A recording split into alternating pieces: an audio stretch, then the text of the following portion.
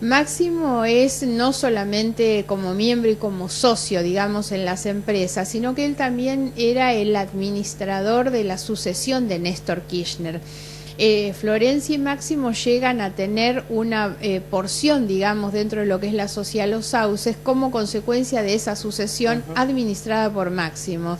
Máximo es también el apoderado, el director en OTESUR, y por lo tanto sus responsabilidades son realmente muy directas en el manejo de los negocios de la familia. Margarita, sé que no vas a tener inconveniente. Hablabas de Austral Construcciones recién, y aquí en el piso tenemos a una de las vecinas de Lázaro Báez, que la verdad que quizás sin saberlo se enfrentó a la mafia de Austral Construcciones cuando ella se negó a vender 2.000 hectáreas de sus campos, y la justicia, a través de la legislatura de la Cámara de Diputados de Santa Cruz, terminó quitándole las tierras por un precio irrisorio.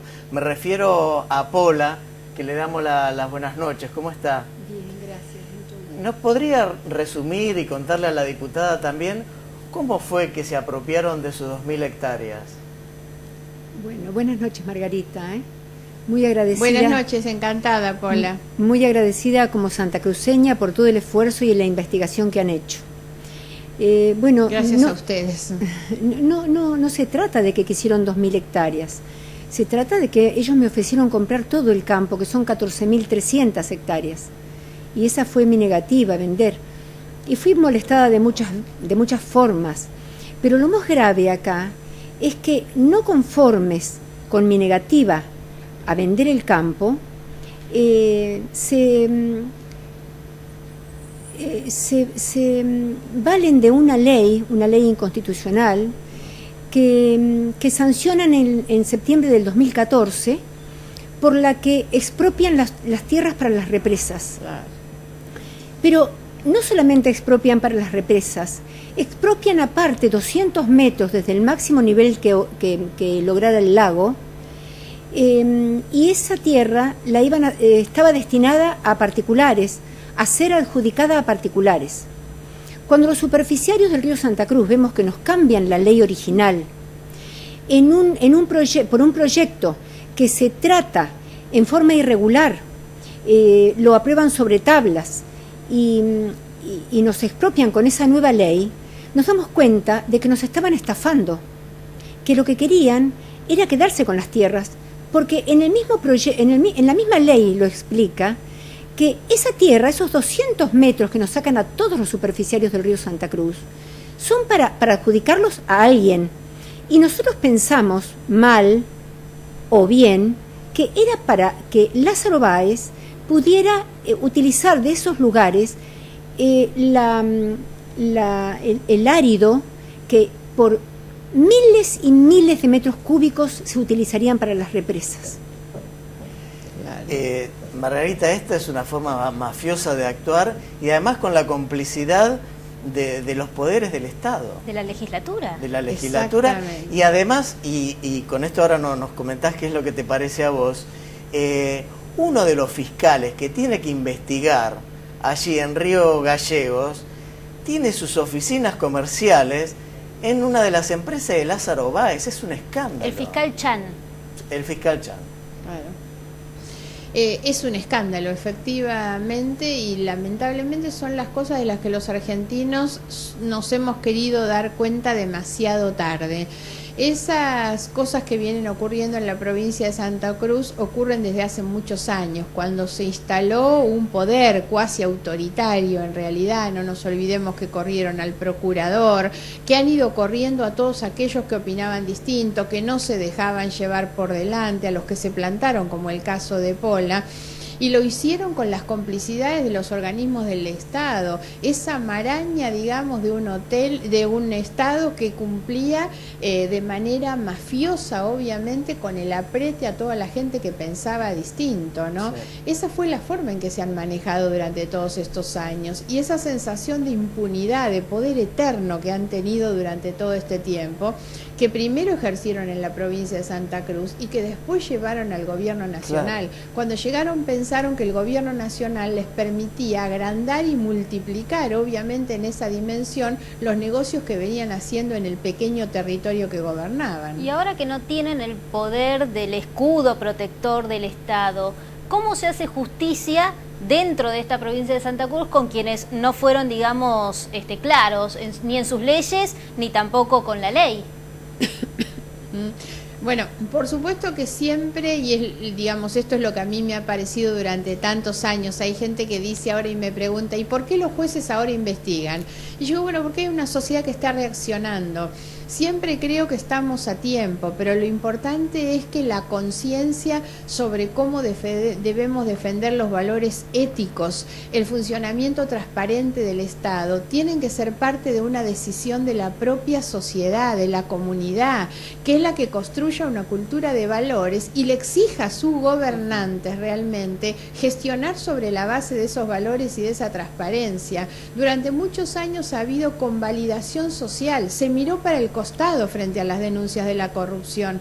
Recién ahora, cuando tenemos las evidencias tan groseras y cuando se han ido del poder, no solo es que reaccionan los jueces, la sociedad empieza a reaccionar ahora. Sí. Entonces yo creo que tarde o temprano también Santa Cruz va a reaccionar de cada una de estas cosas. Yo creo que hoy quienes más sienten el dolor de lo que está pasando en la provincia de Santa Cruz con la exhibición obscena de todo lo que ha ocurrido y cómo se han apropiado de lo que le correspondía a todos, no tengo duda que la comunidad de Santa Cruz también va a reaccionar frente a eso. Y se lo preguntamos justamente a Pola, ¿no? ¿Cómo reaccionamos o cómo están reaccionando, Pola, ante las imágenes de, por ejemplo, la Rosadita contando millones de dólares?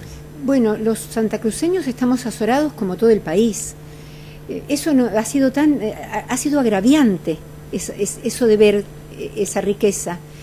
Y nosotros, los santacruceños, sabíamos todo lo que estaba pasando. Se decía en voz baja, se comentaba que todo lo que se vendía lo compraba Lázaro, que ellos distorsionaron el mercado inmobiliario realmente, porque era todo compraban. Locales comerciales, campos, estaciones de servicio, todo lo que se vendía. Margarita, ¿crees que puede ir presa Cristina Fernández de Kirchner o que va a ir presa? A ver, creo que es una posibilidad, pero también vengo insistiendo en que tenemos que bajar la ansiedad respecto de cuál es la pena que se le aplique. Yo hoy me conformaría mucho más con una pena de inhabilitación perpetua para ocupar cargo público, porque lo que quisiera es que no se la victimice, en realidad, que tengan que devolver lo que se llevaron, por supuesto, y que no puedan volver a ocupar un cargo. Y esto no es proscripción, es simplemente pensar en cuál es la sanción o pena que corresponde. Después veremos si corresponde o no una prisión. Hoy creo que lo importante es que se sepa la verdad, que se investigue, que se esclarezca, que se aplique una condena y por supuesto que la Argentina pueda recuperar parte de lo que perdió. Margarita, recién decía, ya es la última pregunta que te hacemos, hablabas de convalidación social, cuando las personas, digamos la sociedad argentina, convalidaba en cierto aspecto todo este grado de corrupción, estimo yo, porque la economía del país, mal que mal, marchaba. ¿Pensás que este momento delicado de la economía del país ayuda a que justamente exijamos más a nuestros gobernadores a que se esclarezca toda esta situación? Un problema técnico, seguimos con... Perdimos la señal del móvil. Margarita Stolbizer, ahí está. A ver. Margarita. Ahora estoy. Ahí Estoy acá, estás. pero se nos cortó la transmisión en medio de la pregunta. Perfecto. Pero era esa la pregunta, si vos pensás que este momento económico, este momento de transición, ayuda a que los argentinos tengamos menos paciencia y querramos justamente no convalidar más actos de corrupción. Si yo quisiera que lo vinculáramos un poco menos, me parece que la lucha contra la corrupción nos compromete hacia atrás y también hacia adelante y que hay que tratar de desvincularla, que somos más o menos éticos según si nos va bien o mal en el bolsillo, claro. Sinceramente. La corrupción es el antídoto más grande para un país que pueda tener condiciones de desarrollo. Creo que los países que se desarrollan se basan en la educación y la educación se basa también en los valores y en la ética. Por lo tanto, más allá de cómo sea la situación económica, creo que necesitamos reconstruir una cultura de valores y también instituciones que defiendan esos valores. La última pregunta, que no tiene que ver con Lázaro Báez, pero recién hablábamos de corrupción y de valores. ¿Qué te pasó por tu cabeza cuando viste esas 16.000 sillas de ruedas del PAMI herrumbradas mientras los jubilados morían antes de tener una? Claro. Bueno, es que esa es la demostración de algo que planteamos hace mucho tiempo. La corrupción no es una cosa neutra, la corrupción tiene costos sociales y humanos.